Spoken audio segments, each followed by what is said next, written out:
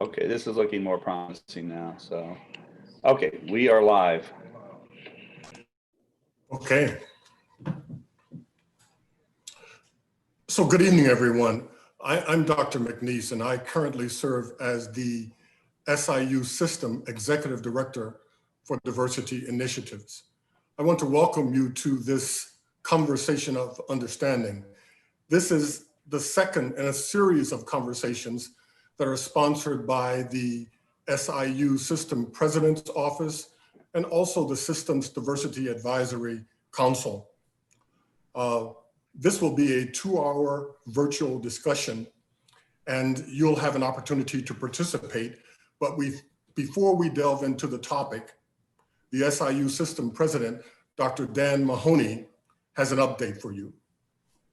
Thank you, Dr. McNeese. And before I get started, I just want to say that our thoughts go out to Jacob Blake and his family during this very difficult time. And I personally hope and pray for his speedy recovery and full recovery. And our thoughts are with him. And I know we didn't need any reminder about the importance of anti-racism work, but we certainly got it this past weekend. Really what I'm going to focus on is some of the things we've done during the summer. And I will point out that what I will talk about will be posted on the system webpage tomorrow, as well as some other documents. So Carol, if we can get started.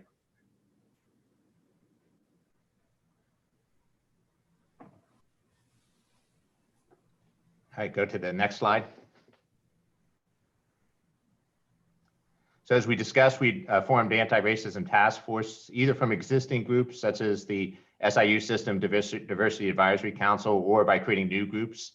These groups have been meeting throughout the summer, either as larger councils or committees or as subcommittees. The Diversity Advisory Council at the system level has developed a list of 12 recommended changes that were shared with the chancellors at each campus, as well as the Dean of the School of Medicine. Those are available, that list is available on our webpage, system webpage under diversity initiatives. Some of these recommendations will be addressed at the campus level and some at the system level. One of the SIU Diversity Council subcommittees has developed a list of assessments that we will continually monitor as a system and at the campus level. This will help us hold ourselves accountable and moving forward. This also now is available on the system website. Next slide. So I tried to look at some of the immediate actions we've taken and put them under different categories. So from a leadership standpoint, SIUC has added the Associate Chancellor for Diversity to the Chancellor's leadership team, so that he will now be a participant in all of their meetings. SIUE named Dr. Courtney Bodie, who many of you may remember from our first conversation of understanding. He is now the first Associate Dean for Students, Dean of Students for Diversity and Inclusion. We're currently developing a position description for the SIU System Chief Diversity Officer, which I've talked about in previous emails. The SIUE Foundation is creating a plan to increase diversity on their foundation board and form their own anti-racism task force to address the unique issues related to fundraising. From a training standpoint, the SIUE Diversity Advisory Council subcommittee is exploring options both for training across the system, as well as an in-depth organizational assessment of where we are when it comes to diversity, equity, and inclusion. SIUE has provided training to the Dean's Council and the Extended Chancellor's Council. The campus has also extended a diversity EDU training with various groups, including campus police, admissions, and athletics. SIUC has also provided training for a variety of groups, including all of the Psychology 102 graduate assistants and members of the theater department. Next slide. From a faculty, staff, recruitment, and retention standpoint, SIUE has dedicated an additional $1 million in funding to the Strategic Hiring Initiative, which has already had a significant impact on hiring success. 38% of the new faculty this fall are Black faculty. SIUC has approved the hiring of 3 new tenure track faculty positions in the Africana Studies program, which had helped to build up that program on the Carbondale campus. SIUE is finalizing an agreement with the Southern Region Education Board to participate in their doctoral studies program. This will provide additional mentoring to doctoral students of color, but also will provide us an opportunity to recruit at their annual conference. It is the largest gathering of diverse PhD students in the country, usually well over 1,000, and will give us an opportunity again to recruit there. SIUE has purchased institutional membership with the National Center for Faculty Development and Diversity, which provides mentoring mentorship support to faculty, and it's actually stuff I've used in my previous jobs. It's very good material. SIUC has established new constituency groups this fall, the Black Staff and Faculty Council, as well as the Hispanic Staff and Faculty Council. SIUE Institutional Research has just completed a salary equity study that is being reviewed currently. SIUE has also changed its approach to developing search committees from asking groups to send a name to send us multiple names and consider diversity in your nominations to ensure we have diversity on all of our search committees. This was one of the issues we ran into with recent searches, is each group just sent one name. It didn't ensure that we had the proper diversity on the committees, and this change should help with that. They also developed equity advisors for all the search committees within academic affairs. Next slide.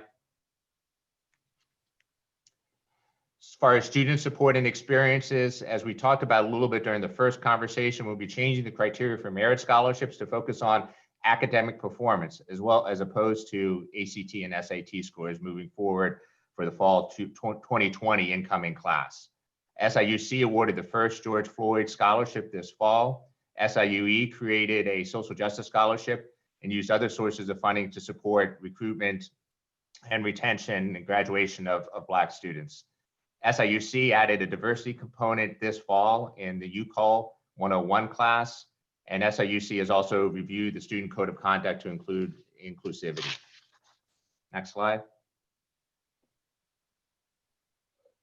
Focusing on increased communications. Again, the Diversity Council has continued our conversation of understanding. Again, this is the second one, and we have plans for one on September 21st, as well as October 14th that you'll hear about soon. We also are taking all the questions that we cannot get to during the session. We're posting responses to those, and we've done that for the first conversation of understanding. Again, that's available on the system website at this point. SIUE has requested recommendations for a nationally recognized speaker to come to their campus. SIUC has begun work on a first diversity newsletter to begin in September. SIU is working on new diversity statements that will include in job advertisements, employee orientations, and other places. SIUE has implemented a student program entitled Sustained Dialogue and are expanding that program. We've also had other groups on campus get involved in the efforts. The SIUC Faculty Senate passed a resolution to charge each of its standing committees to propose tangible and realizable actions that SIUC can take to promote diversity, equity, inclusion. And the SIUE student government has created Black at SIUE on Instagram to allow people to share their experiences with racism and provide resources for how to report incidents and seek support. Next slide. And I say all this to say this is what we've done so far over the summer. Universities don't generally get as much done during the summer, but we've been working hard on a lot of this, but we're just getting started. There's still a lot of work left to do. And as people will say that you haven't addressed this or that yet, but we're still working on it. And there's a lot of things we'll be working on over the year to come. So thank you very much. I'll turn it back to Dr. McNeese. Thank you, Dr. Mahoney. For our discussion this evening, the definition of hate speech we will use is as follows. Hate speech is abusive or threatening public communication meant to incite violence or prejudicial actions or denigrate a person or group on the basis of membership in a group, identified by attributes such as race, ethnicity, gender, sexual identification, religion, age, physical or mental ability, and others. We have put together a panel of SIU institutional leaders and students, and they will give their impressions of this topic, and then you will be allowed to ask questions of them and or make comments. Our panelists are as follows, and there are 6 of them. Dr. Lakeisha Butler, she's professor of pharmacy practice and Director of Diversity, Equity, and Inclusion, SIU Edwardsville School of Pharmacy. And then there's Felicia Cole, the Senior Associate General Counsel, headquartered at SIU Edwardsville. Tatiana Kelly, she's a 4th year medical student at the SIU School of Medicine, and also a health equity intern in the Office of Equity, Diversity, and Inclusion. Dr. Steve Macias joins us. He's the Associate Dean and Professor, SIU School of Law in Carbondale. Prince Robertson is the Assistant Director of Student Conduct, SIU Edwardsville. And Terry Simuel is a business major, a sophomore at SIU Carbondale. Dr. Vanessa Brown will moderate this conversation. She is the Associate Chancellor and Chief Diversity Officer, Office of Institutional Diversity and Inclusion, SIU Edwardsville. Liz Jarnigan, the Director of Athletics at SIU Carbondale, will manage questions and comments from our virtual audience. And Carol Walker is the Zoom coordinator for this meeting. Dr. Brown, the program is now yours.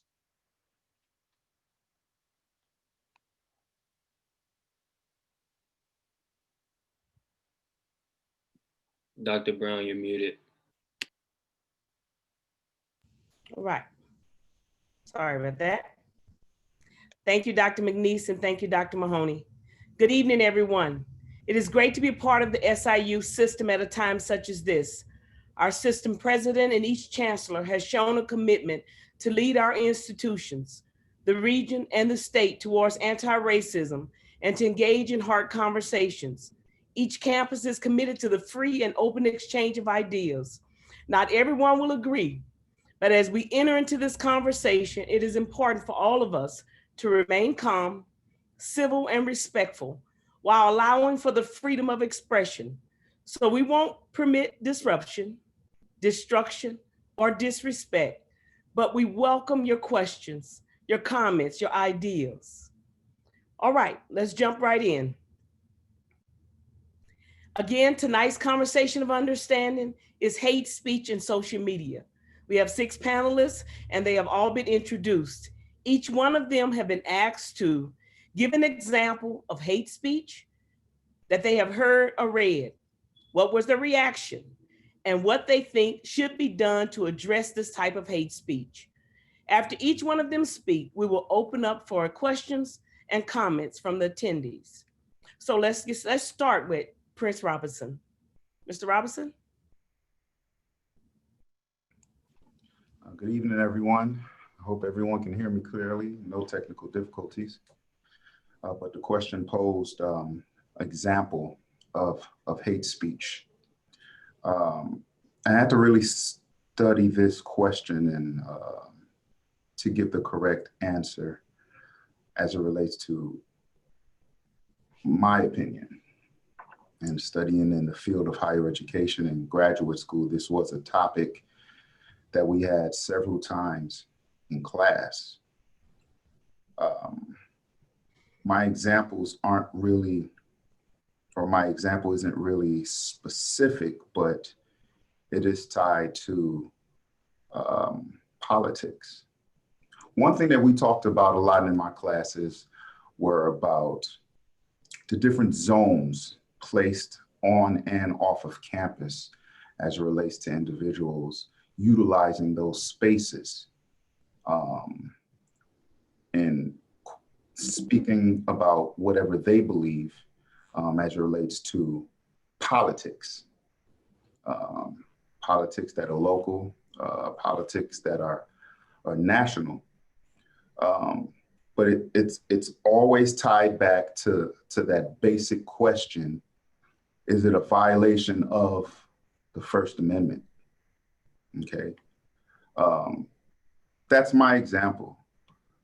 Understanding what can be done to better specify what that actually is as it relates to hate speech, because you have a group of people who are on one side and a group of people who are on the other. I don't want to get too specific as it relates to the politics, but it should speak for itself. A lot of individuals would see different demonstrations on and off campus of hate speech, and it boils down to what they believe as it relates to politics.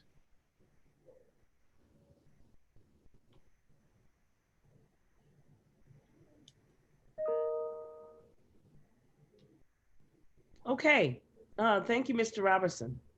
All right, the next person up is Tatiana Kelly.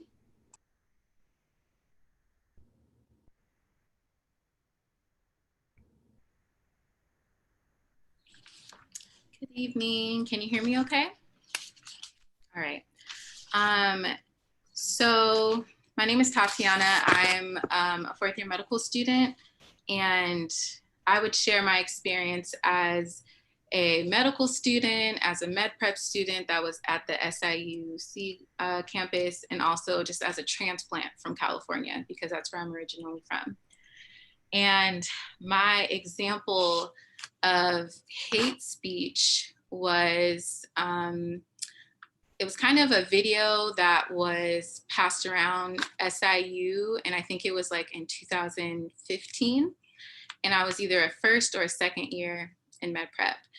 And the video had said something along these lines. I'm not going to say it word for word, but it said, "We send out this broadcast in the hopes of reaching out to all the hardworking white Americans out there. We will not stand for these N-words any longer. I want us all on May 2nd to band together and beat ourselves some N-words due. I want to see the trees riddled with as much Black fruit as they can hold." When I saw that, or as that video was passed around, which I think has been recognized that it wasn't a student at SIU, kind of didn't matter to the students of color who were there. And that made me scared to go to school. It made me honestly want to go back home. I'm not saying California is immune to any racial issues, but that was enough to make me question, you know, do I want to stay here? And then on top of all that, I have to still get my work done because I'm trying to, you know, progress to medical school. So I was scared and I was shocked, but I wasn't too surprised, because there had been recent events of things happening at Mizzou around that time. And there was also things happening on campus that were very questionable as a student of color. So my thoughts on that are that, you know, racism and related expressions of racism, which would include hate speech, you know, they're not really optional for us as minorities. We have to recognize them, because that's a question of our safety. We don't really have the privilege of like ignoring any of these things, because they can really be life-threatening. And I think recent events have kind of showed us that it's a very real threat. So, and then I also think about, you know, the sudden wave of compassion for the health disparities that were pointed out with COVID that we already knew existed in communities of color, and also the compassion for George Floyd's murder, which is, you know, on a number of murders that we have seen. You know, I'm used to universities remaining silent and having this culture of complacency. And, you know, we as people of color, we have to constantly endure this trauma, and it eventually is going to have some type of mental, physical effects on our health. So when thinking about how students are affected, we have to think about, you know, what can we do to create a different culture that reflects, you know, a school that promotes diversity and inclusion, and honestly deems hate speech unacceptable. So what I found was that, you know, you can endorse, support, sponsor, and show up to venues and spaces that talk about or discuss the impacts of racism as institutional leadership. Honestly, just being there and listening to stories adds credit to these stories. And that's something we're not used to, you know, getting as students of color.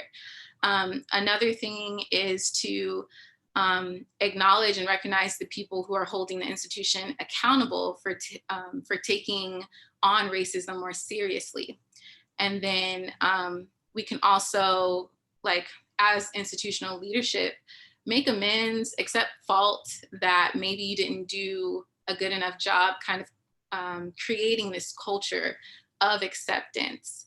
And lastly, question, is diversity and inclusion an obligation, or is it a fundamental part of our institutional mission? And if we were to make it a part of our mission, what would that look like? What students would that attract? And how could that eventually go into changing the culture of the institution? Those so far are my thoughts on the issue.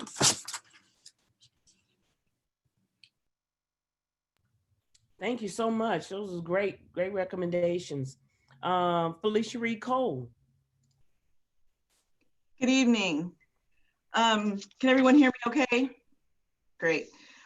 So the example that I wanted to talk about, I think, was something that we all witnessed this past summer. Following George Floyd's murder, we saw numerous, all over the country, you know, posts of students as well as adults, you know, mocking George Floyd's murder, making jokes about it, you know, laughing and joking, you know, demonstrating, having a knee on someone's neck and posting a video about it. And as it relates to higher education, there were a number of students as well as admitted students at a variety of colleges and universities around the country who had students who were portraying those types of images. And I think some of you probably saw at Missouri State, there were students who had portrayed a variety of different kinds of racist videos portraying hate speech. One in particular, I believe, had a caption, something to the effect of, well, it's okay to kneel on someone's head because some people think kneeling during the national anthem is acceptable. And then a video of, you know, of her, you know, with her a knee on another person's neck and laughing and joking about it. You know, a variety of other, you know, employees at different places, as well as students portraying a lot of videos in that same vein. In terms of my thoughts of seeing those, I guess my first thought is always, I won't say that I don't believe it, because at this point, I think we believe everything, unfortunately, that we see, that people can be so ignorant and disrespectful when someone's life has been taken. But looking at it from the standpoint of an educational institution and how we might respond to those kinds of things, as some of you may have seen in the media, Missouri State, their president took the position that this was First Amendment protected speech, and that they could not revoke, again, this was an admitted student who was going to be an incoming freshman. So he took the position that they couldn't revoke that student's acceptance. But then kind of later on, and we're not really sure what happened, but the student withdrew her her acceptance of admission and did not end up, you know, coming to the school. And I believe there were actually 2 students at Missouri State. There was also a publicized case at Mizzou of another student posting an inappropriate video, I believe, you know, with the N-word and some other racist hate speech type of messages. And so we're not sure what happened. I did make some attempts to try to see if I could find out what occurred in those situations, what the school did to encourage those students to withdraw. I wasn't able to find out that information, but also here at SIUE, I certainly was not made aware of any videos to that disrespectful nature, but we've had all summer reports of folks turning in people who have been posting inappropriate social media messages, hateful messages on social media, many relating to admitted students. And so we've also been in that position to make determinations about, you know, what are we going to do? Are we going to let these folks come to the university? Are we going to, revoke their admission? And so in terms of how we deal with those issues, I think it's a broad question. It's not as easy as some people think. And we've certainly had folks voice their opinions of, well, you should just revoke their admission. I don't necessarily agree fully with the position taken by the president at Missouri State, but I do feel like we have to weigh a variety of considerations. The First Amendment, of course, for a public institution is always something that we should consider, but it's not the be all and end all, because there are also other laws and other rights that we have to consider. We have all of us as students, employees at this institution, have a right to be in an environment that's free from harassment and discrimination. And so being subjected to hate speech for some on repeated bases is considered harassing, right, to some people. And so we have to consider that as an institution. We cannot only look at the First Amendment, we also have to look at the rights of those to be free from harassment and discrimination. I think we also have to look at, as a higher ed institution, what is our duty to educate, right, on these topics, particularly, in my opinion, when it comes to students, and even more so incoming freshman students. I think that we have to look at what is our obligation and where's the balance, right? Where's the balance between protecting everyone's rights on all sides, but also educating.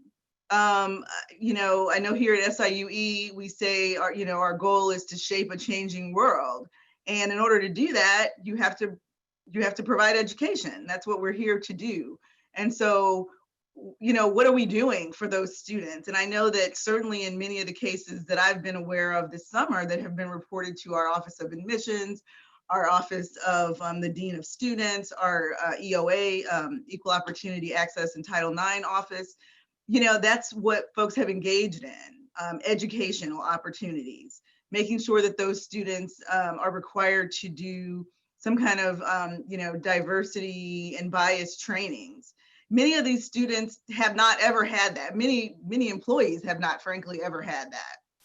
And so we're looking at students coming out of high school, many of whom have not been in any type of diverse environment at all their entire life, right? So they're ignorant of many things. They don't, and that's not to say that that's the case for everyone, but that certainly is the case for many students. I know here in our area, there are a lot of areas where our students draw from that are not diverse in the least. And folks have never encountered in school in 12, 13 years, a person of color as a fellow student or as a teacher. And so I think we need to think about those things and then look at how are we helping these students. For some, depending upon how severe their behavior is, maybe they just don't need to be here, right? That is certainly the case at times. But we need to not jump to just saying that whenever someone says something that we don't like, but looking at what can we do to educate, because we do know that people can change. People, when they learn, that's what we talk about, training. Dr. Mahoney earlier spoke about the variety of training efforts that the campuses are engaging in. And so, I think we've got to take a harder look at that aspect when we're trying to figure out how do we respond to hate speech that we see, particularly from students.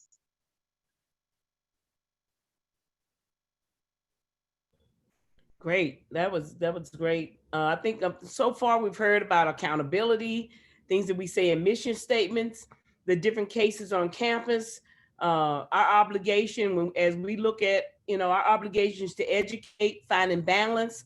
And so we'll move on to our next person. Stephen, you want to go ahead up? Thank you. Can everyone hear me? Yes, great. Thank you. And thank you for inviting me to this as well. So I teach First Amendment here at SIU Law School. So I have the opportunity to read lots of these First Amendment hate speech cases that arise every year, and lots of examples to choose from. But I'm going to pick one that arose out of a high school in a public high school in California. A student named Harper wore a T-shirt to school, and there were a lot of these T-shirt cases, especially in the early to mid 2000s. These wars of T-shirts. This student wore a T-shirt that said, "Be ashamed, our school has embraced what God has condemned." And on the back of the shirt, it read, "Homosexuality is shameful," and then cited a Bible verse. And the student did this the day after the Gay Straight Alliance of that school had its day of silence, which is a day where students don't speak in support of the silence that they feel is put upon LGBT students. So the student was disciplined. The faculty and administrators saw the student's T-shirt. They told him it wasn't appropriate, that he should take it off. He refused, and he was asking to be suspended. He clearly was viewing this as part of some sort of political demonstration. The principal and vice principal did not take him up on that. Instead, they made him simply sit in the administrative suite the whole day so that he wasn't among students, and then he was released at the end of the day to go home. But he sued, and he lost. A federal court held that the high school was within its rights to prohibit him and discipline him for wearing that sort of T-shirt. The reason that I picked this case is that my reaction in part was to not just assess that speech, but also to write an article about this case. And one of the reasons that this case drew my attention and sustained it is because it was one of the few cases where the school had been successful. Oftentimes you see schools losing with these sorts of cases. There have been T-shirts with Confederate flags on them, T-shirts with other racist symbols. And often the justification is that, well, if you allow any sort of expressive activity on T-shirts, then you must allow it all. It's sort of an all or nothing type of argument. So I picked this case because I thought it was interesting that it was one of the few cases where the school had prevailed. Was there something different about it? Did the courts recognize something that was present in this case that wasn't present in others? Just before I get to what should we do to address this sort of speech, just thinking about my own reaction, besides imagining myself in that situation and thinking of the harm or the intimidation or the fear that one might feel upon seeing that sort of thing. I think my reaction is heightened when I hear others attempt to defend speech like that. Those who aren't condoning the substance of the speech, but those who want to make the argument such as, well, yes, that's harmful, that's hateful, but the solution is more speech, or the solution is counter speech. Because often that shows that the person who's making that sort of statement doesn't fully recognize the harm that's caused by that sort of speech to the person who's the victim of that speech, right? So what should be done to address this sort of hate speech? Well, I think one of the things we could do is better understand some of the laws surrounding this. One of the reasons that schools, whether it's a university or a high school or an elementary school, often don't prevail here is because no one, courts, but even the public, if you listen to media accounts, deny that there is actually any true harm that takes place with hate speech other than mere offense, right? And mere offense is often not enough to be considered harm. So I think thinking about harm really deeply, I think, is important here.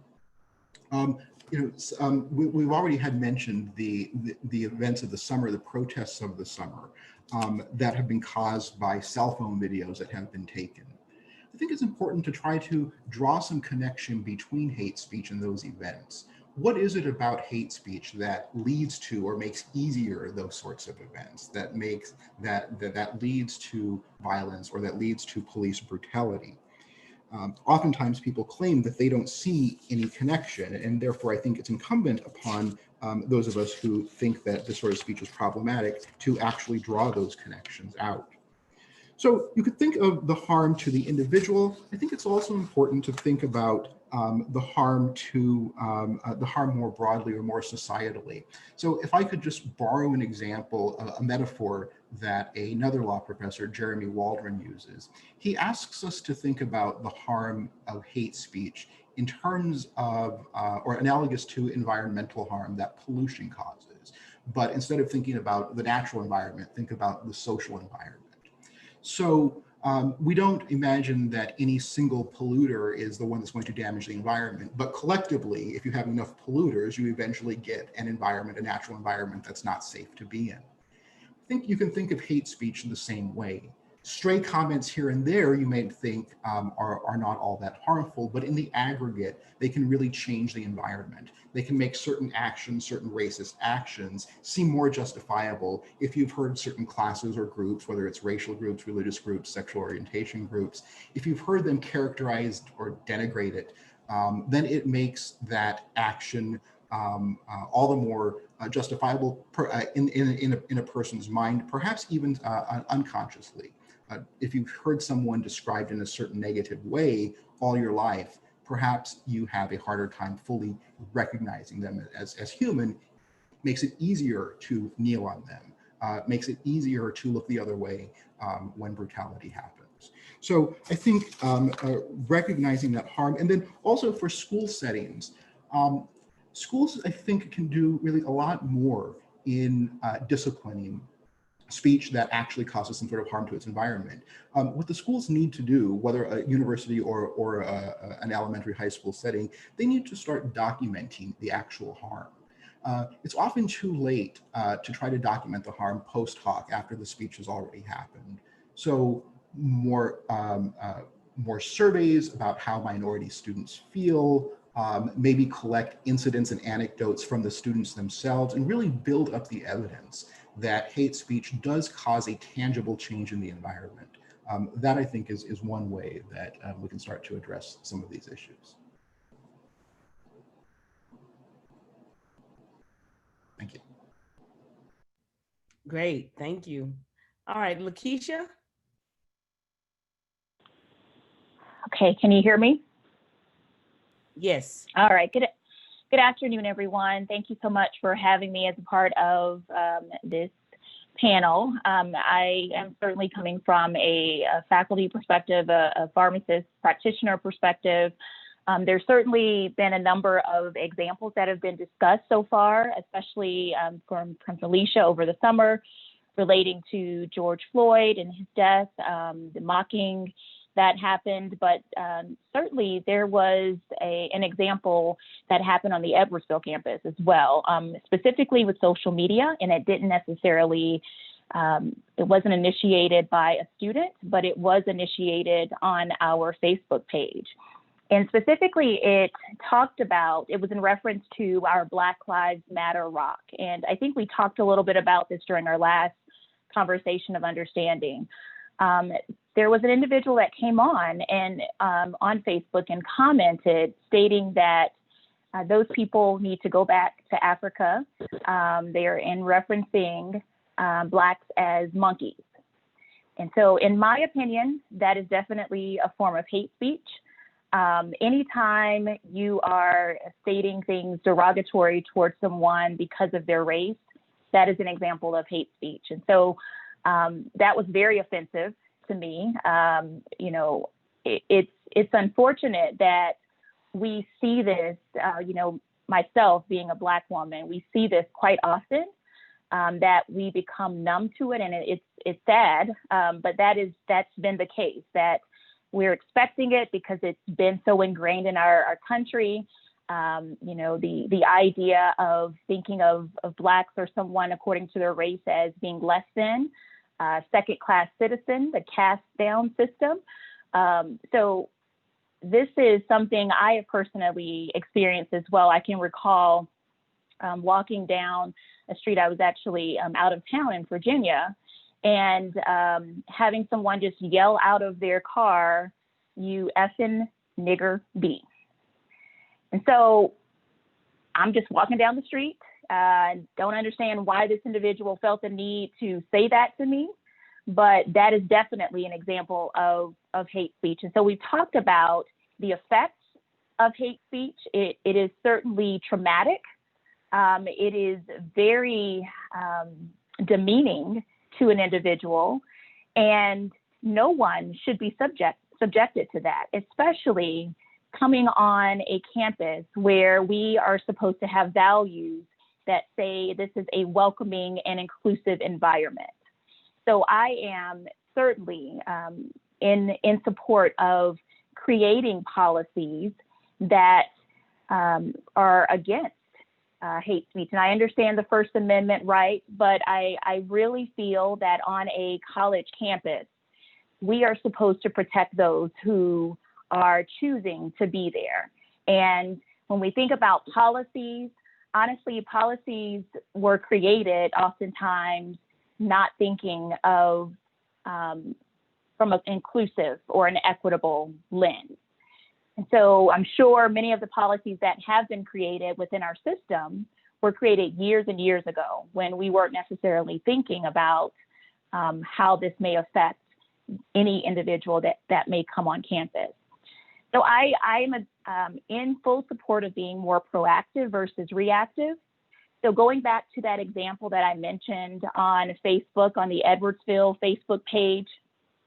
So initially that comment stayed up and folks voiced their opinion saying that it was offensive, this should be taken down. Initially, marketing said, no, we don't, our policies don't allow us to take this down according to the First Amendment. But after hearing the pushback, there were edits to the policy to allow for that to actually be taken down. And so we have to think about this proactively versus reactively. Do we want to be an inclusive environment? Do we want to welcome everyone? Do we want to make sure that everyone on the campus feels safe? I would say that should be our first priority.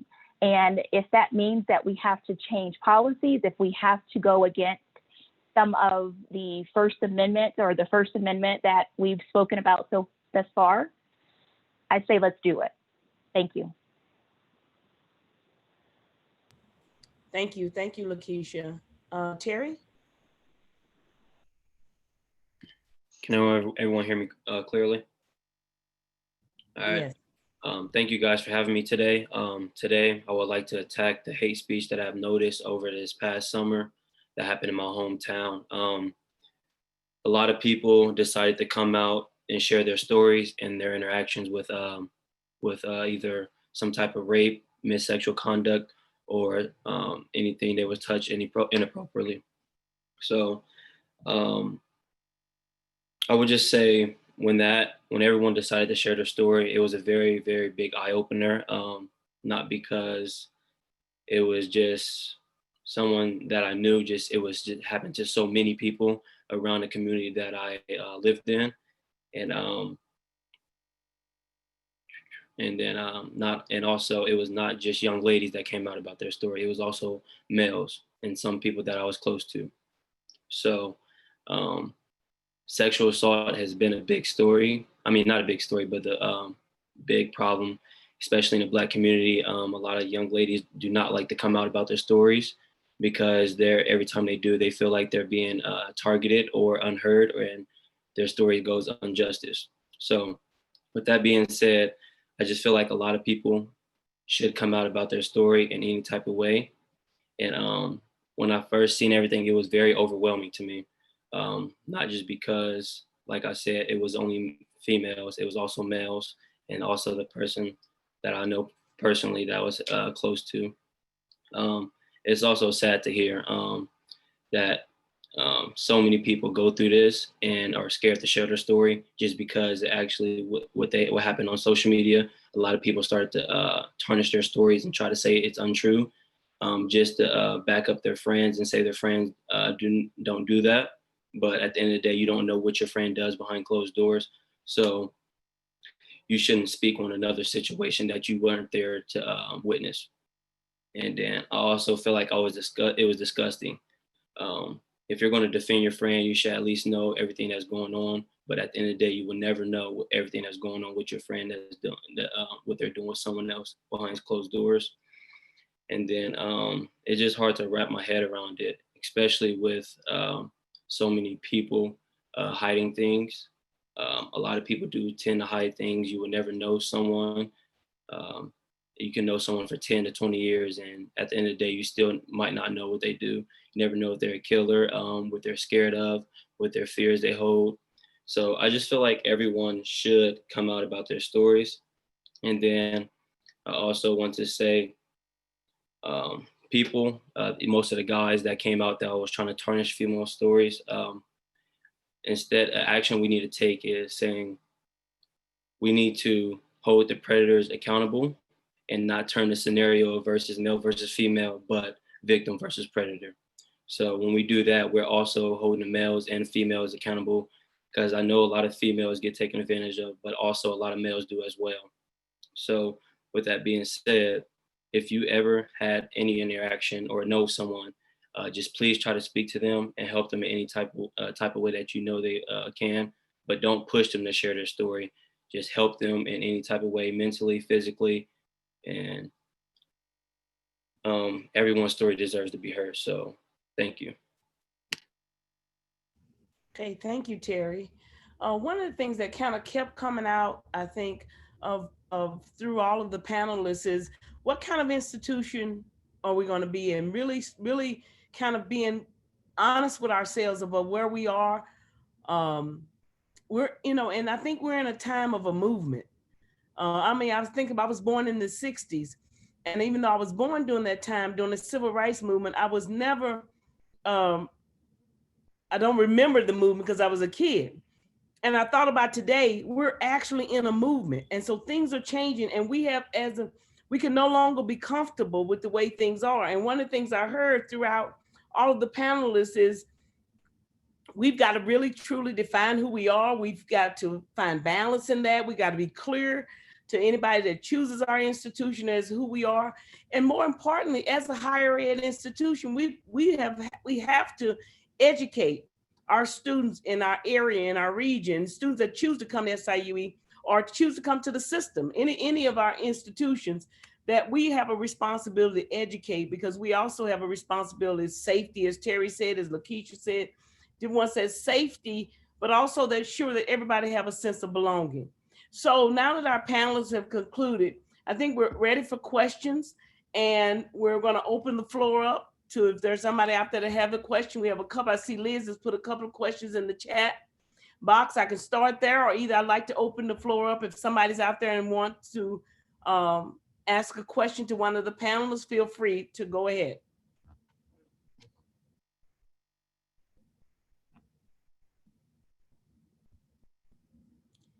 If not, I'll get started with one of the questions Liz has put in the boxes. If a law is made, and one of the panelists, whichever one want to take it, if a law is made by one racial group, absent the perspective of other racial groups, is that law inherently racist?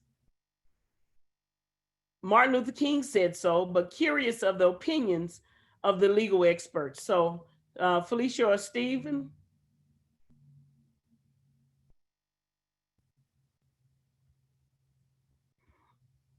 One of you like to take that question? I can attempt an answer. So I think the question was, if a law is made without the perspective of a particular racial group, was the question, is it racist? Yes. So I think that, I mean, I think context matters. Certainly, we can look at old laws that we still see on the books that were passed at a time when racial groups were expressly denied rights to vote, and those laws, I think you can certainly say are racist. There are other laws where a dominant group may have you could say pure motives and attempt to do good, but still be missing something. So I don't know that applying the word racist is necessarily helpful in that context, but unwise, I would certainly say so. But I would say, I mean, just a technical legal answer, would there be any constitutional or legal problem with that? Absent something more, probably not. I don't know if Felicia has anything to add. Anything? Okay. All right, another question that came is inclusion as a university value sufficient in 2020? Inclusiveness seems more like a strategy rather than a goal. So what prevents a university from making equity and social justice its goals? Anyone would like to tackle that one? Yeah, I can tackle that. Oh, you go ahead, Lakeisha. Is it okay, Prince? Okay. Later. All right. So yeah, I definitely agree. You know, when I hear, and it's in my title, diversity, inclusion, I feel like we use that as a crutch oftentimes, especially diversity. You know, it's trying to increase numbers, but you know, what does that do? Especially if your environment is not conducive or it's not equitable. So I extremely agree with the idea of having specific goals. So we, you know, on our campuses, we have these anti-racism task force. We need to take a strong look and a serious look at what our mission is and how can we revamp our strategies, our goals, our values. Because I agree, inclusion is not enough. You know, we need to make sure that individuals, when they come on our campuses, they are able to succeed and they feel like they have the support and they're not being fought against because of their race, or their opportunities are not being taken away from them or withheld from them, or the treatment that they're receiving is not conducive to an equitable state because of the race of or the color of their skin, because of their gender identification, their religious preference. We need to definitely take a serious look and revamp that and really create more of a focus on equity. I would really like to see anytime we reference diversity and inclusion, that equity be at the forefront of that. Great. All right, Prince, I thought you wanted to say something. Yeah, Lakeisha, you hit everything right on the nose. But the thing about this term inclusion, every institution is using it because, in my opinion, it looks good. Okay? When we sit on strategic planning committees and things of that nature, assessment committees, we're always leaning on diversity and inclusion. It makes it look good. Okay? But what this person, you know, posed in this question, I worked in the retention office. It was one of the best experiences I've ever had. The retention focused on minority students coming into the institution from underprivileged backgrounds. Would it make sense to just provide an equality kind of a setting to that student, or an inclusive setting for that student? Or would it make more sense to apply an equitable community or space for that student? Of course, you know, most institutions are utilizing that term of equity and overusing it at times, but it makes more sense, okay? And I want to lean on the retention space in which I was as an example with this answer, with this response. If a student like me, who actually came from an underprivileged community, you know, when I went into to college and then university, there were some things that I didn't learn at that high school, but the person next to me that didn't look like me, they did. Now, you're going to offer me equality and inclusion, or are you going to offer me equity? Are you going to provide me with a space where I can get extra tutoring? Are you going to provide me with more finances so I can purchase the books that I need?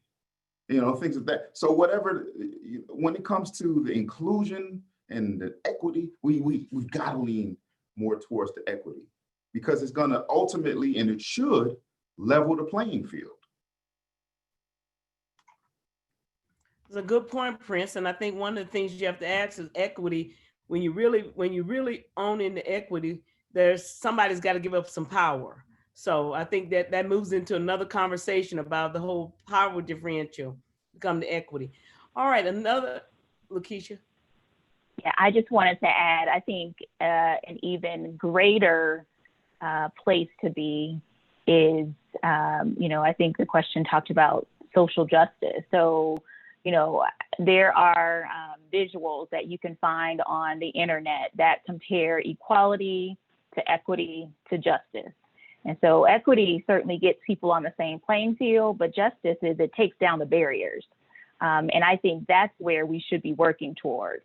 What are the barriers that are preventing any individual on our campuses from succeeding? And that could be individuals, so faculty could be preventing that. That could be staff, that could be policies, that could be the culture, that could be the climate, whatever. Those are barriers to individuals succeeding, and we need to be working on those. In addition, kind of a both and having this equitable space and a place of justice. Great. Yeah, I think one of the things that's exciting about our anti-racist task force at SIUE is we're talking about those barriers. And even though there are tough conversations and they get tense at times, we're talking about those barriers and how do we begin to make those shifts and how we get uncomfortable with making those changes. All right.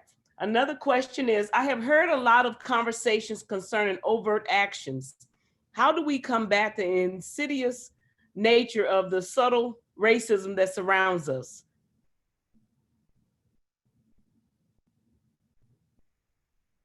Who would like to take on that one?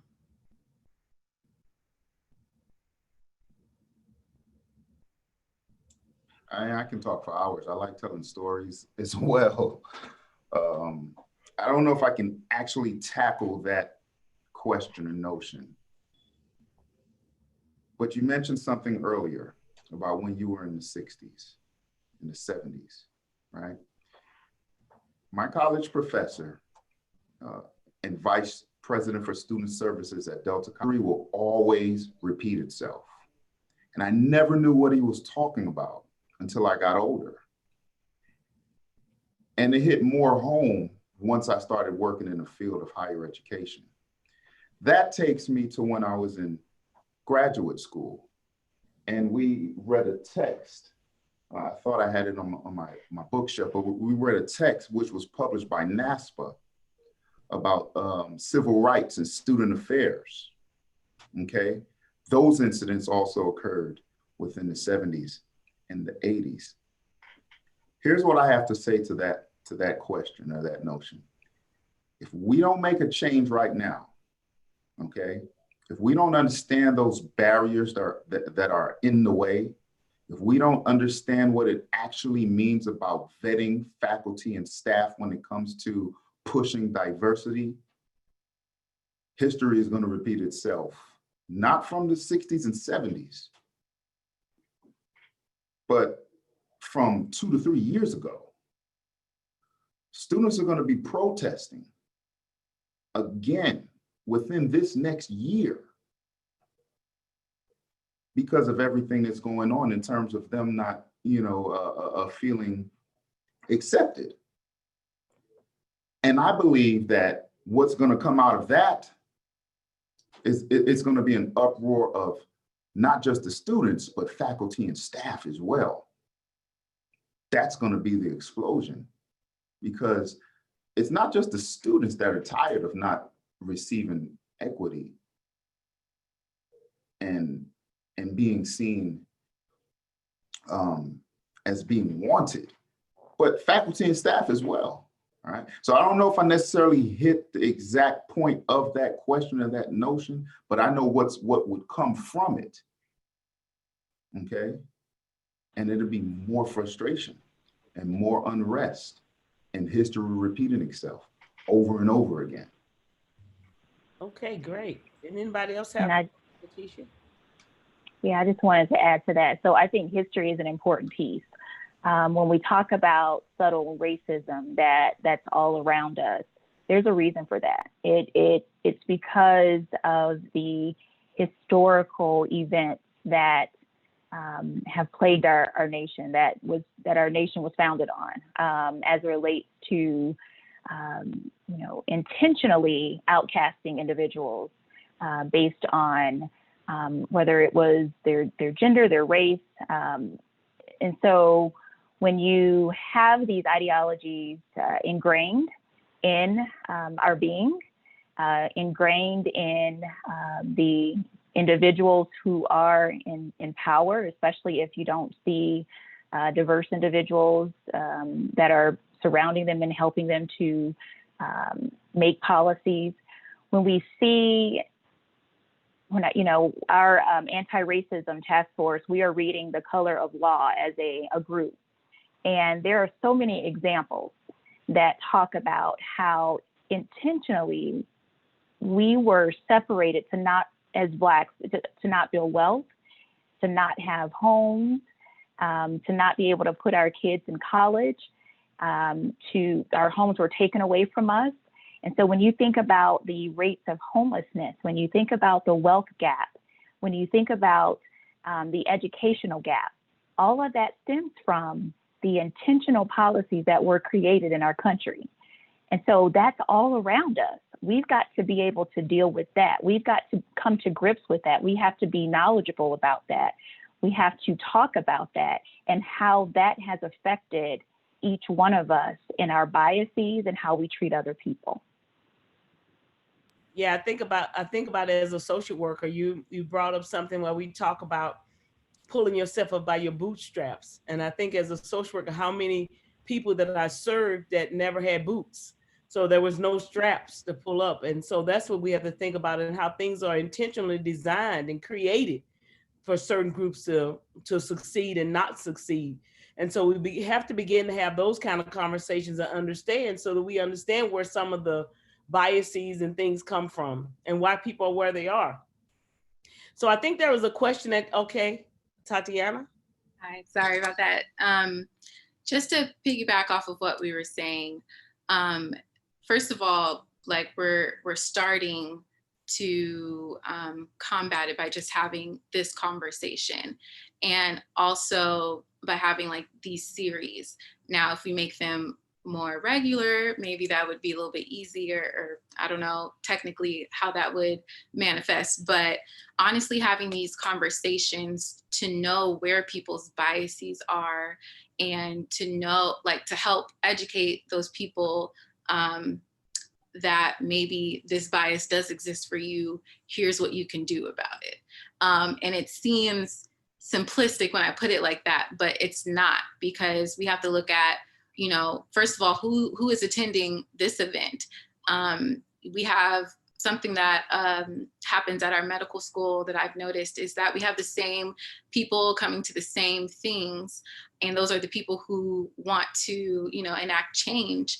But what we struggle with is trying to, recruit people into these spaces who, first of all, aren't the same people who are always in the spaces. And second of all, who may speak from a place of either, ignorance or whatever may have you, just so that they can understand what biases they are dealing with, and then provide like a compassionate learning environment for them, which takes a lot of patience for people of color, but at the same time, it could help the institution like progress.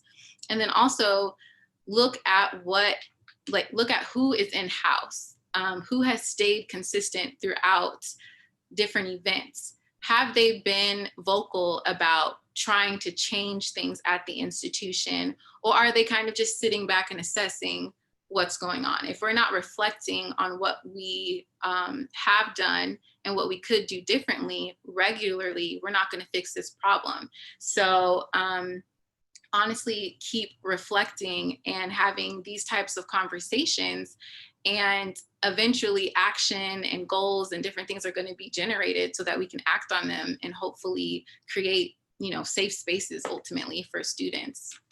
Yeah. That was great, because I think oftentimes we talk about preaching to the choir, It's the same people that come to all the events. And I think the question always come back, is it, can you mandate training or not mandate training? How do we get the people in the room who really has issues and who really need to be changed, who are a barrier to our growth as an institution? So I think that's one of the questions. But I think more importantly, it's really important that we learn how to engage each other in deep conversation. And I don't think we do that well, even though we're educational institution. Most of everything is surface or around policies and procedure, and we really don't have personal relationships with each other. And I think really trying to take that stand because my philosophy is, the way change takes place is when you got to build relationships. Nothing happens outside of a relationship. And I have a good friend that says that all the time, that, it's relationship building. And I think we have to learn how to engage with each other in ways beyond policies and procedures, but really getting to the heart of the matter. Okay, so there was another question that came up that said, what are some ways to improve cultural awareness on campus besides the events such as Hispanic Heritage Month, Black History Month? So anybody want to take that on? Ways that to improve cultural awareness. I would say that one way that I believe is kind of being discussed currently on the anti-racism task force and on each campus and at the system level is education through the curriculum. Cultural awareness can be brought forth for the students through their coursework.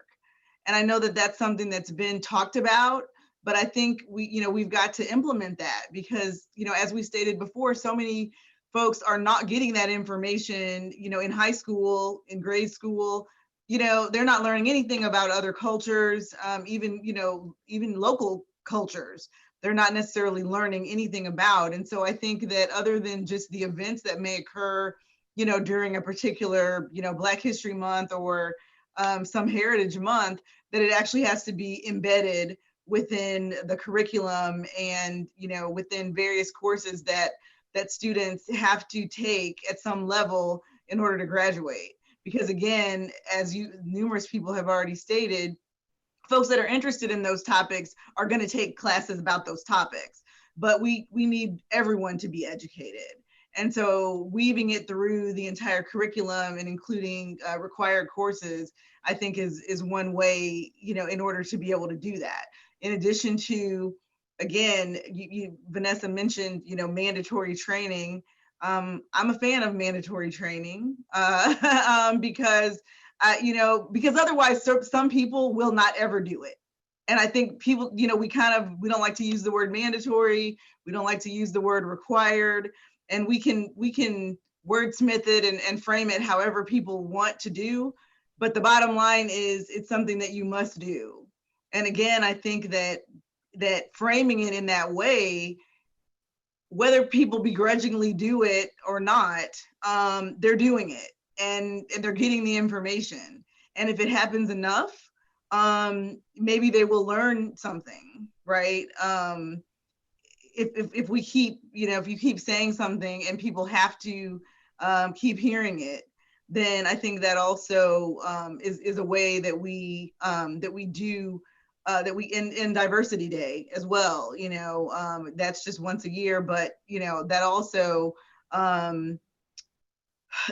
is a space where people have the ability, to learn about different cultures and different topics. And so I think all of those and many other, ways we have to do a lot of different things to provide the education to our entire community. But I think that the most important, given our status as a higher ed institution, is what we provide to the students through coursework.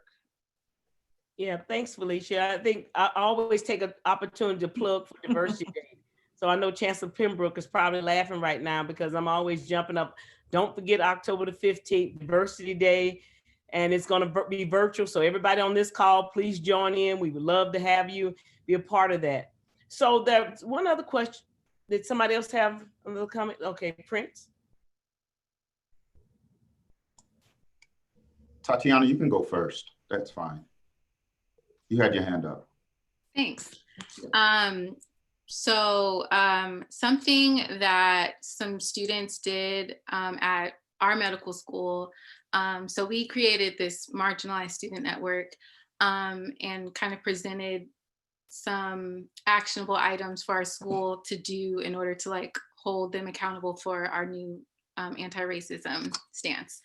And what we kind of came up with is creating pieces in the curriculum that basically help students to learn more about our patients that we're going to be seeing. Like, for instance, having, you know, a patient come in who's non-compliant, or having a patient who comes in who smells like marijuana, or different things like that. And this isn't going to be reflective of the culture, but just learning about, you know, where patients are coming from before we, you know, kind of make our own assumptions. So we decided to, you know, talk about having different days where you really, you know, where you take a common like patient situation, I guess you can say, and really kind of go further into why, you know, for instance, for the non-compliant patient, why this patient is not compliant, what are they facing, all that kind of stuff. And then also, we also talked about, like, you know, representation. Like, you could hold school-wide events for things, but again, same issue, same people are going to come. So how can you put yourself in situations where there's more people of color around? You can increase the representation at the school and maybe have, you know, like, build relationships basically with people so you can learn more about their culture. Another thing that we had was, as a response to students who may say things that can be taken as, like, you know, microaggressions or things that are, you know, questionably racist, you know, suggesting like a community service type of event where you will be immersed in a culture. Not necessarily as like a first step, but like an eventual step in the process to really understand what it's like to be surrounded by a certain group of people, learn things that are of value to them, and then also how you can function throughout, you know, these different groups of people. Because as someone who's come into, or who's always accustomed to majority white spaces, I've had to like adjust to how I'm going to present myself, how I'm going to learn about whatever, you know, culture they're kind of, you know, they're trying to like perpetuate in certain institutions. So I think, honestly, having events and curriculum that reflect different cultures and what can happen in different cultures is really important. And for us, it's beneficial so we don't make certain assumptions that can affect patient care. So that's what we were thinking of as students. Good point. Prince? Dr. Brown, here's my thought process. Finances in a perfect world would be the major solution, or one of the major solutions with developing more cultural awareness. Okay, and the university system daring to be first. The training and putting training in curriculum is great, but oftentimes we see, you know, different aspects of training within curriculums to touch on cultural awareness, and it's always glossed over. In some instances, in some classes and courses, it's extra credit. Okay. Now, we're a system, you know, I happen to have been a student in Carbondale, and now I work in Edwardsville. I don't know what's in Carbondale right now, but when I was there, there was, I believe it was a multicultural office that had several identities within one space. Okay, so that gave each identity an opportunity to do the work 365 days.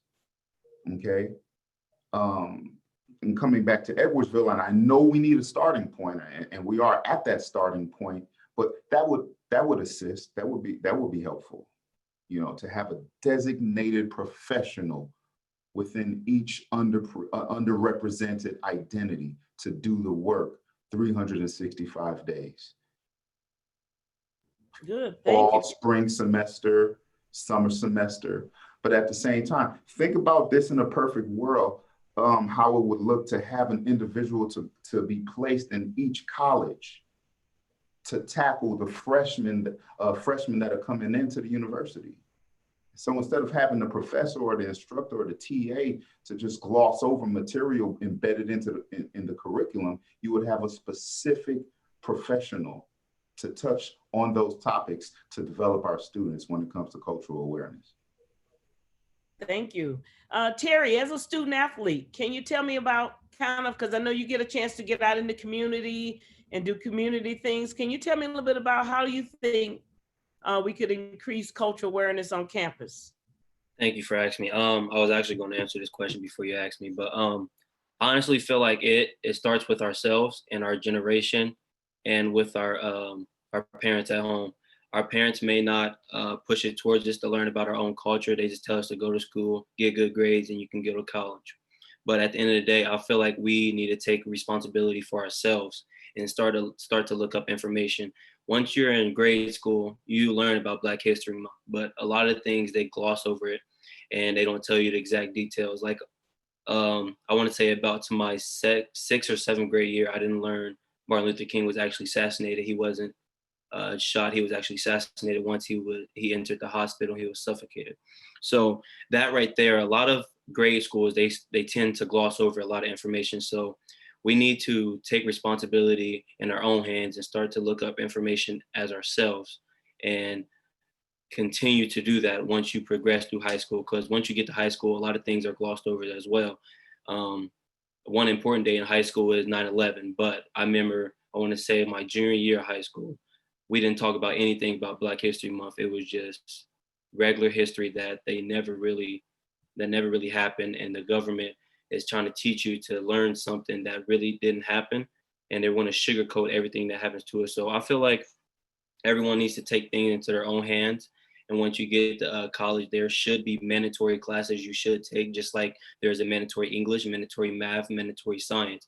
So there should be a mandatory Black history or whatever type of diversity culture you want to learn. But I feel like there should be a mandatory thing for Hispanic history, Black history, Chinese history. Everything should be included in mandatory classes, just like English and math and science. Thank you. Thank you. Okay, there's a number of questions coming in. I heard a lot of statements about students. What about faculty? I have personally witnessed faculty using hate speech openly.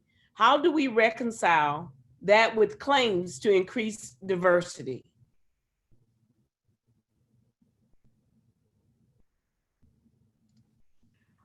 I guess first I would say, please report it. I mean, and I don't know I know there's probably instances where people feel that they have reported things and that nothing has been done or they're not aware whether anything has been done. But I believe that a lot of things occur and it never comes to the attention of the administration. And I understand that many times people don't feel comfortable making reports. They fear retaliation, and I understand that is real. But my suggestion is always to people, when you encounter a faculty member, a staff member, whomever who you feel like is certainly exhibiting hate speech or any kind of harassing or discriminatory or biased behavior, you need to immediately report that. If it's a faculty member, you can always report to the provost's office. There are certainly offices on both campuses that deal with complaints about harassment and discrimination. That would be my first piece of advice in terms of how do we deal with it. The first step is making people aware that it's happening, because nothing can be done if we don't know about it. And I think oftentimes, students as well as staff and other faculty may feel like, well, I'm sure people already know about this and they're not doing anything. But oftentimes everyone does not know about it, because everybody may be taking the same attitude that you're taking and not making a report. And so to me, that's the first step. And then you can hold folks accountable. When you make a report, you can follow up and you can find out what happened. What are you doing about this person? And make those inquiries and kind of make sure that something is happening. But to me, that's the first step. Yeah, that question reminded me of when I was an undergraduate. I never forget that. I wrote a paper, in history paper, and I included a number of things about Black people in the paper. And the professor said, this was an amazing paper. And he gave me a C. And he said, he said, this was an amazing paper. And I said, well, it was so amazing. Why didn't I get an A? I mean, it was that amazing. So he said, well, at best, Black students, I can't really give them a C. And he's clearly said that I can't give Black students a C. At best, I can give you a C+, because Black students don't generally, I don't know where you got this from. And I can't give you. So I went around, instead of being quiet, I was broken over it but I went around and talked to other students and found out that other Black students had experienced the same things. And so we collectively pulled all our C papers together and went to the administration. And, long story short is, I know this is happening to students because many students who have done exceptional work, faculty members may have said to them, well, who wrote that paper for you? Did you write that yourself? Did you take this exam by yourself? So I think it's happening. And how do we begin to address those issues with students having those, and really empowering students to speak up when they need to, and really making available the process by which you report something like this? Because I think oftentimes you don't want retaliation, or you don't know, how to report these things, and how do we be more, put it out more to report, how to report certain things, and really believe students if they feel like they have a case, So any other comments on that question? I just feel like we guys, as a young athlete and student athlete, I feel like you should gather information and proof that a teacher is doing that to you or to someone, one of your friends. And since we are young and we are in the social media era, I feel like you can use social media to your advantage. If the university does not want to help you, you can take it into your own hands and use social media to gather more information, more things to help back up your claim.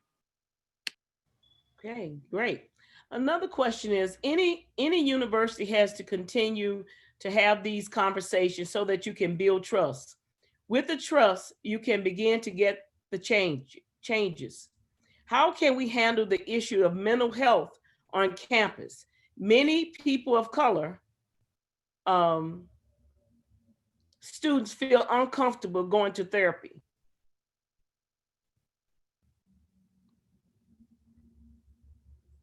Prince, and then Tatiana, would you like from a health perspective, but Prince, you want to go ahead? I would just say, trust the process. I've spoken with several students and they touch on wanting to gain different help, gain help from our counseling center, but they just don't want to go. And they don't want to be seen going into the doors. They don't believe that it'll work. But I would just say, trust the process. And there's been several situations after I've had interesting conversations with students, engaged them,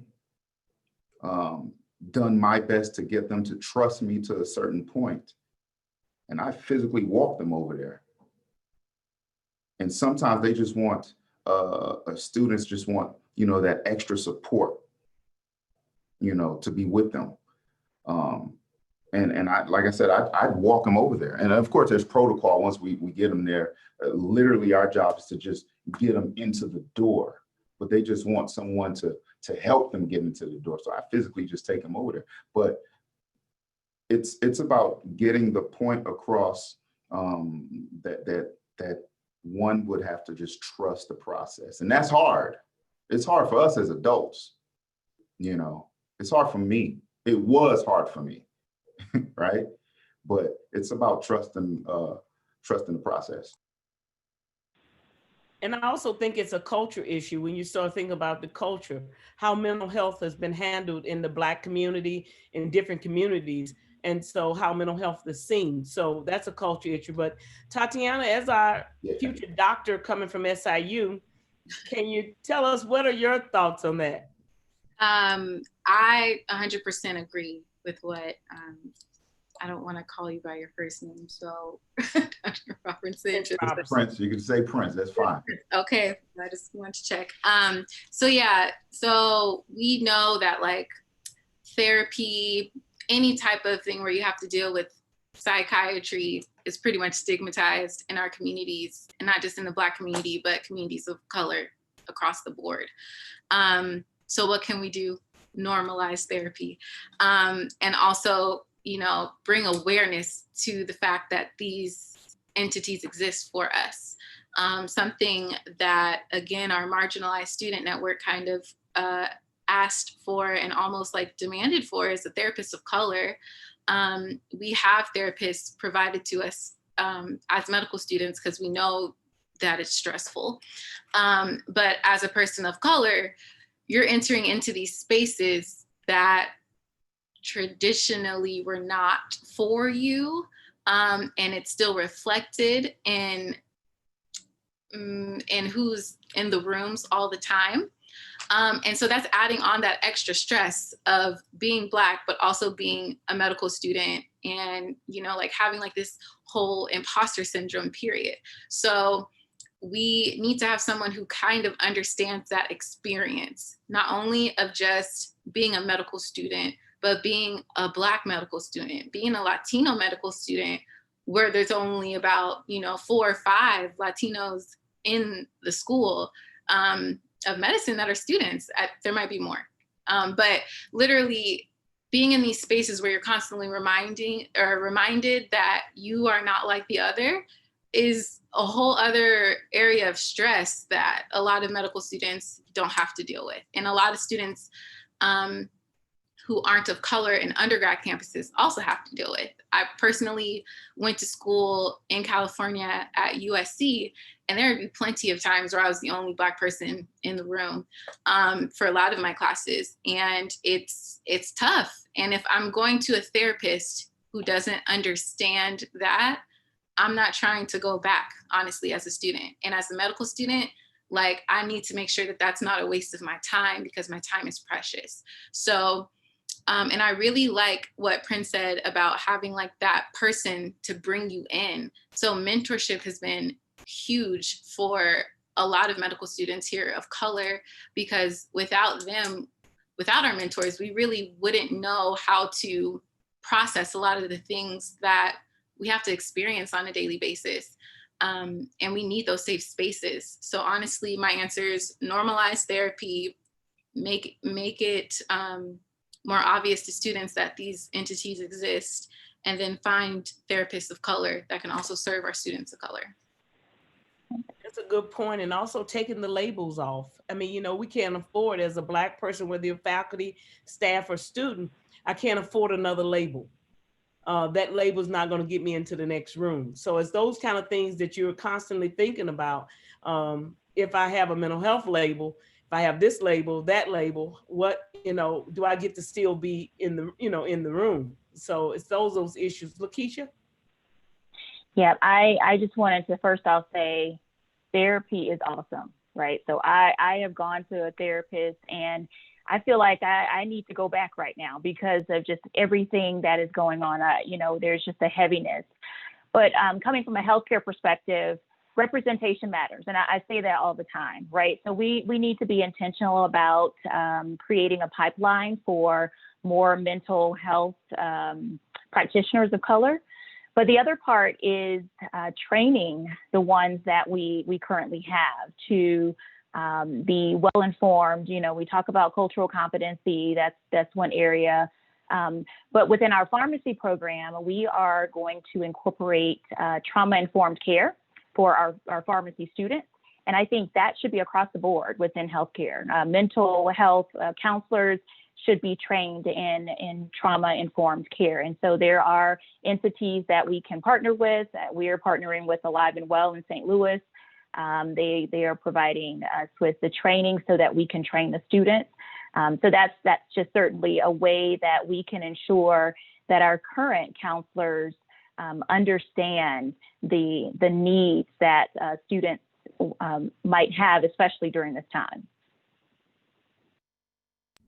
Great. Okay. SIU has mandatory sexual harassment yearly training. Can anti-racism training be made mandatory as well?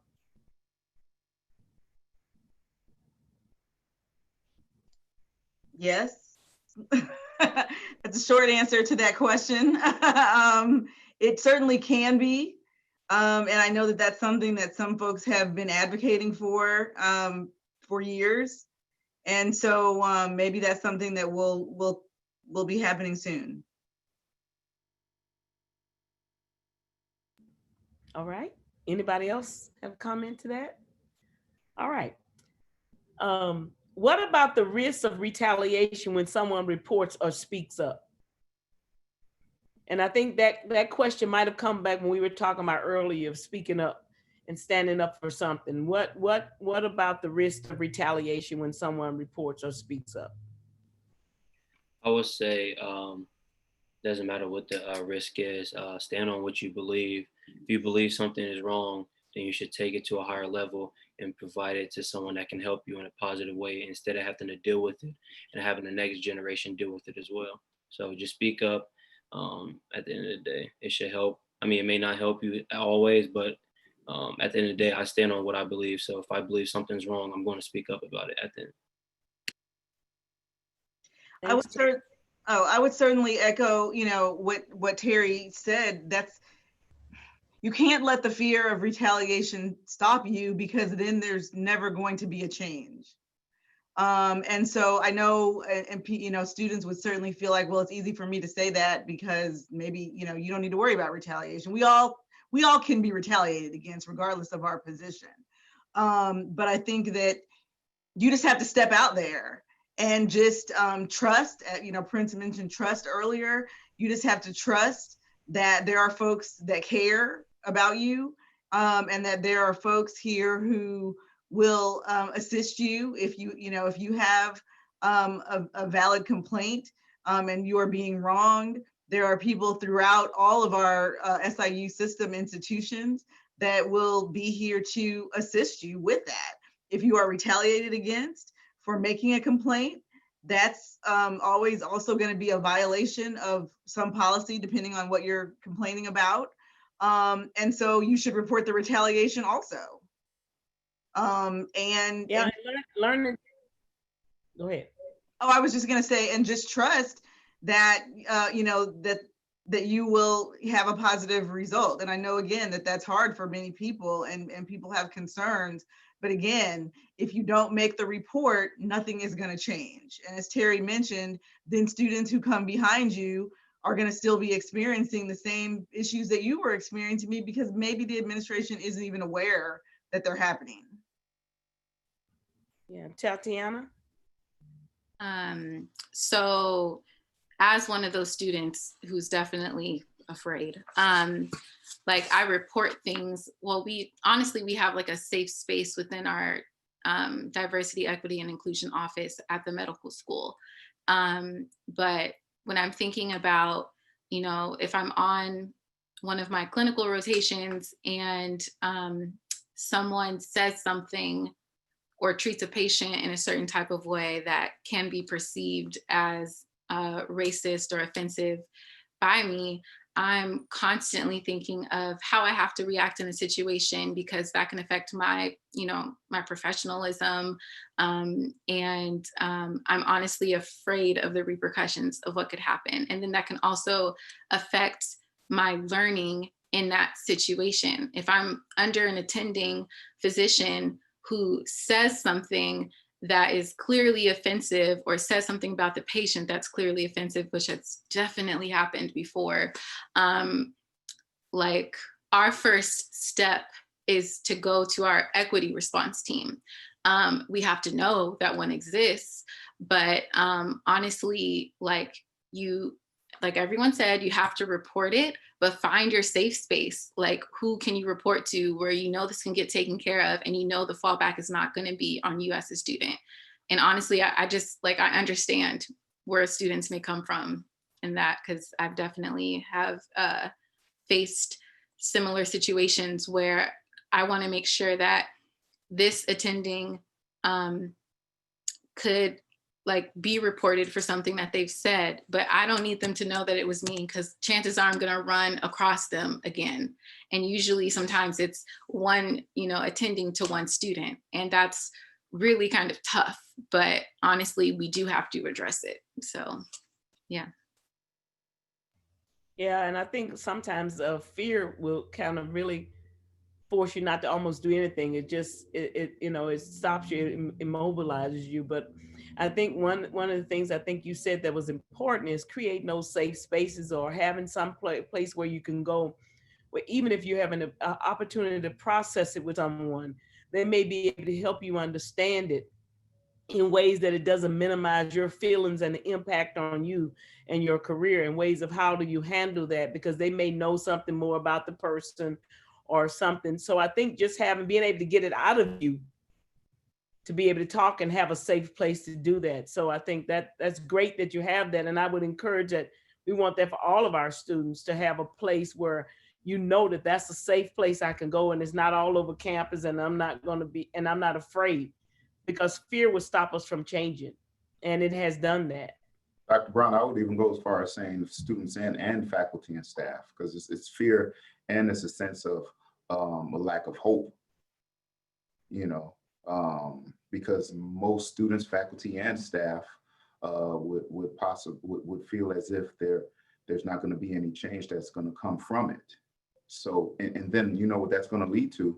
That's going to lead to an abundance of anxiety. And then we go back to a question that we talked about, that we answered a few moments ago, in terms when we are dealing with that anxiety that comes from the fear and the stress and the hopelessness. Most of us are not going to take the opportunity to speak to the right personnel or therapist. All right, I think we have time for a couple of more questions. Maybe one question that was sent to us earlier. I'm getting to it.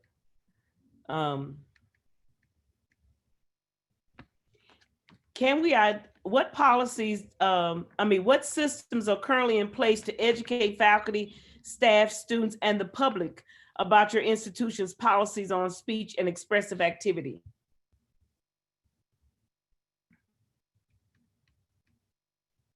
Anybody would like to take that one on? I can speak for the Edwardsville campus.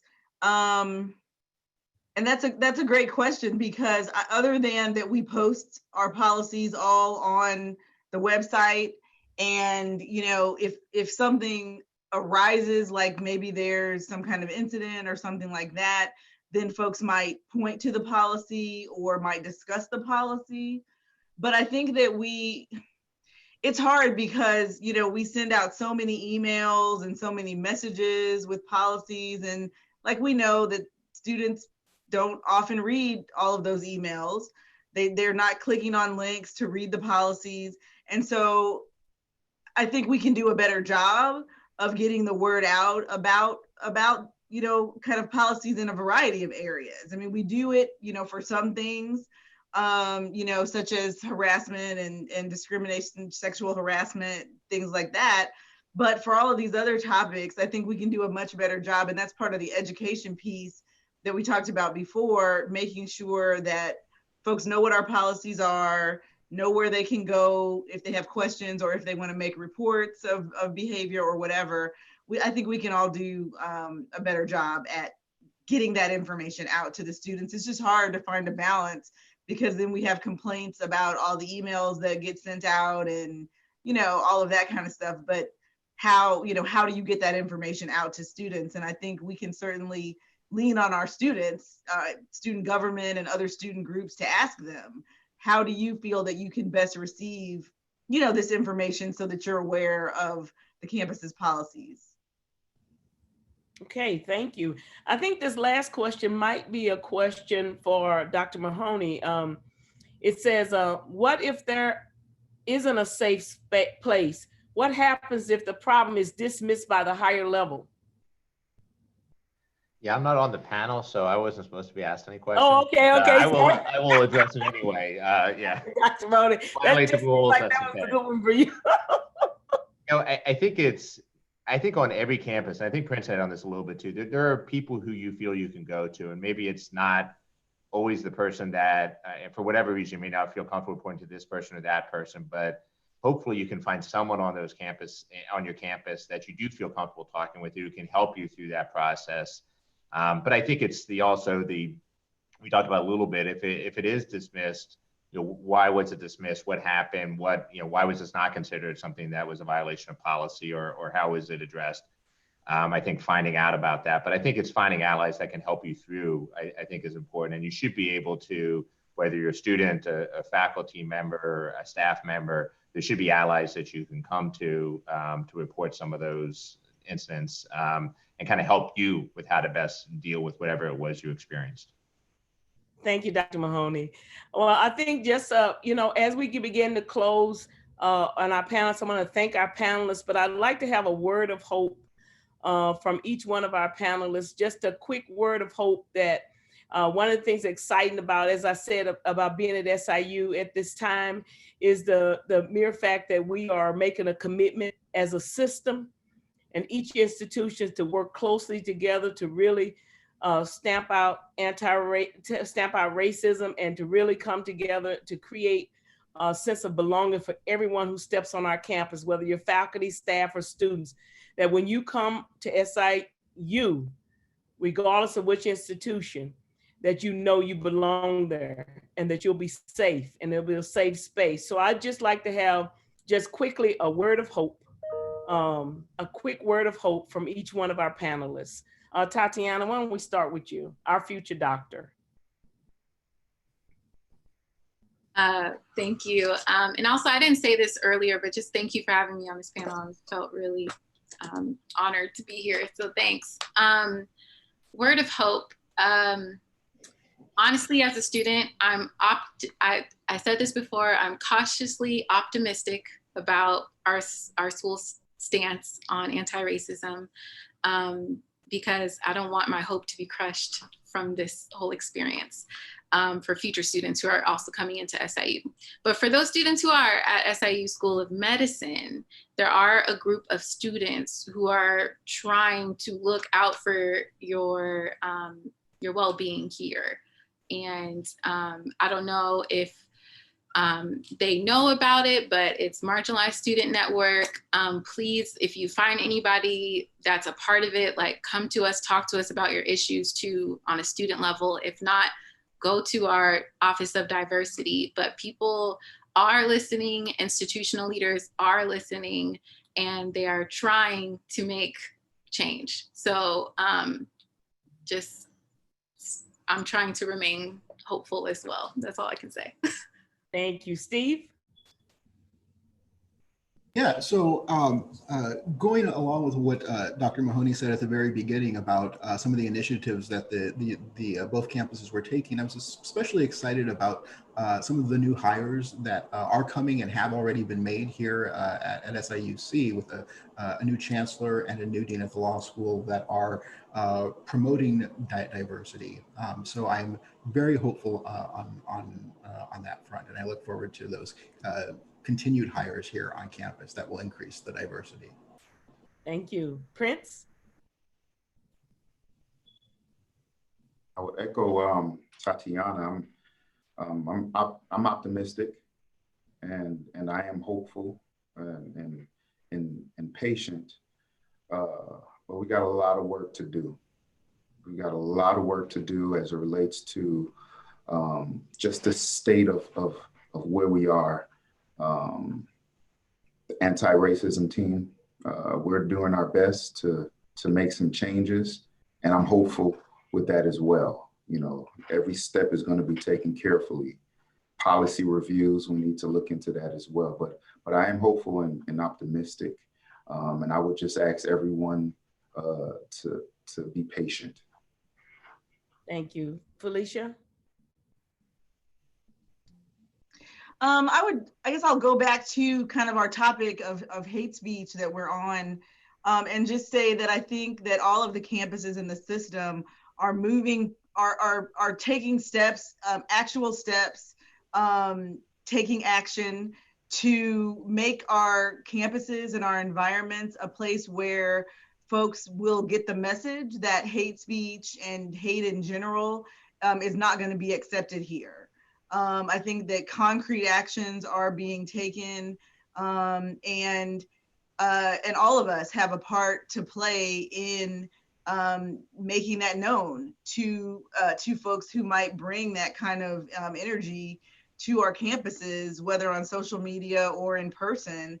And I am hopeful as well that we are moving in the right direction, and that we are moving towards the kind of environment that we all would like to see, that's welcoming and loving environment and caring environment for all of our students, as well as all of our staff and faculty. Okay, thank you, Terry. I'm very hopeful as well, especially with this opportunity to be able to speak up and use my voice to say something and stand on something we believe. I feel like every university is standing on things and giving people opportunity to speak out, share their thoughts, their feelings, and being able to suggest new actions to be taken count of to help the university and help people move forward, to help them mentally, physically, and everything in the aspect. Thank you, Terry. And Lakeisha?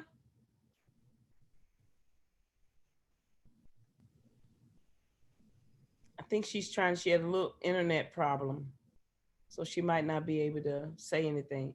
But I know Liz was not on the panel, but she fielded the question. So Liz, I want to give you, we wouldn't want to leave this call without you saying a word of hope.